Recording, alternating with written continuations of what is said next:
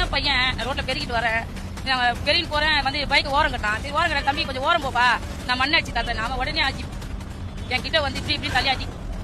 எனக்கு ரொம்ப என்ன பண்றதுன்னு எனக்கு தெரியலங்க. எனக்கு 2 பசங்க இருக்கு, 2 பிள்ளைங்க இருக்கு, 30 வயசுல 2 பிள்ளைங்க இருக்கு. ஒரு வாரத்துக்கு முன்னாடி கோயம்புத்தூர் நடந்த சம்பவத்தை பத்தி நம்ம பேசியிருந்தோம். அப்ப பாத்தீங்கன்னா நம்மளோட கமெண்ட் செக்ஷன்ல சில பேர் வந்துட்டு அந்த நேரத்துல அந்த பொண்ணுக்கு அங்க என்ன வேலை, ஒரு பையன் கூட 11 மணிக்கு ஒரு பொண்ணு வெளியே போலாமா, அதுவும் அந்த இடத்துக்கு போலாமா, ஆள் நடமாட்டமே இல்லாத இடத்துக்கு போனா இந்த மாதிரி விஷயங்கள் நடக்கத்தான் செய்யும், அது காமன் தான் அப்படிங்கிற மைண்ட் செட்ல கமெண்ட் பண்ணியிருந்தாங்க. இப்போ எல்லாரும் வரிசையில் வந்து இதுக்கு பதில் சொல்லுங்கடா. இப்போ ஒரு தூய்மை பணியாளர் நைட்டு வந்துட்டு வேலை செஞ்சுக்கிட்டு இருக்காங்க, ஓகேங்களா. இந்த இடத்துல வந்துட்டு இப்போ ஒரு இது நடந்திருக்கு. இந்த இடத்துல நீங்க யாரை தப்பு சொல்ல போறீங்க?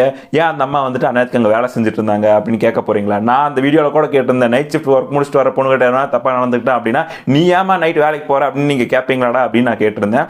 அதே தான் இங்கேயும் நடந்திருக்கு. அந்த அம்மா வந்து வேலை செஞ்சுக்கிட்டு இருக்காங்க. ஸோ அங்கே போய் இந்த மாதிரி சம்பவம் நடக்குது. இப்போ இதுக்கு வந்துட்டு ஏன் அந்த அம்மா அங்கே வேலை செஞ்சுட்டு இருக்கான்னு கேட்க போறீங்களாடா? இல்லை, என்னோட கேள்வி என்ன அப்படின்னா ரொம்ப சிம்பிளாக நான் கேட்குறேன்.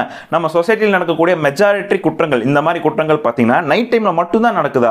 ட்ரெயினில் போக போக கை வைக்கலாம், பஸ்ஸில் போக போக கை வைக்கலாம், பட்ட பகலில் ஸ்கூல் முடிச்சுட்டு வர குழந்தைகளை தூக்கிட்டு போகிறாங்க. இதெல்லாம் வந்துட்டு நைட்டில் நடக்கலப்பா, டே டைமில் நடந்துட்டு இருக்கு. இதுக்கெல்லாம் வந்து என்ன பதில் சொல்ல போறீங்க? பொண்ணுங்க ஏன் ஸ்கூலுக்கு போகிறாங்க, பொண்ணுங்க ஏன் காலேஜ் போகிறாங்க, பொண்ணுங்க இங்கே வேலைக்கு போகிறாங்க, இதெல்லாம் கேட்க போறீங்களா? அது எத்தனை நாளைக்கு இவங்க அப்படி இருந்துக்கணும் அவங்க இப்படி இருக்கணும்னே சொல்லிட்டு இருப்பீங்க நீங்க? டே, நீ ஒரு 3வது மனுஷன், தப்பு நடந்திருக்காது, தப்பா சரியான்னு தான் நீ பேசணும், உன்னோட கருத்தை வைக்கணுமே தவிர அந்த நேரத்தில் அந்த பொண்ணு அங்கே என்ன பண்ணிட்டு இருந்தாங்க அப்படின்னு நீ கேட்க கூடாது. உனக்கு அதுக்கு ரைட்ஸே கிடையாது. அது அவங்க குடும்பம் பார்த்துக்குவாங்க, அது அவங்களோட ஃபேமிலி பிரச்சனை.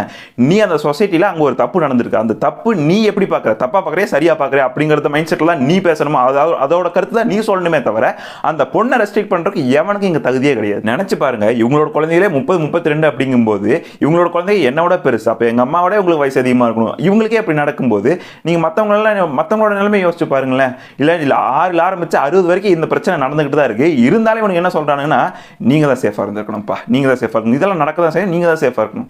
எப்படா நீங்களா மண்டக்குள்ள வேற ஏதாவது வச்சிருக்கீங்களாடா? ஜென்ரலா யோசிச்சு பார்த்தாலே இது தப்புன்னு தெரியுதுடா. உலகமே அழிஞ்சாலும் இந்த மாதிரி குறை சொல்றவனுக்கு திருந்த மாட்டானுங்க போல. இதை பத்தி நீங்க என்ன நினைக்கிறீங்க அப்படிங்கிறது கமெண்ட் பாக்ஸ் சொல்லுங்க.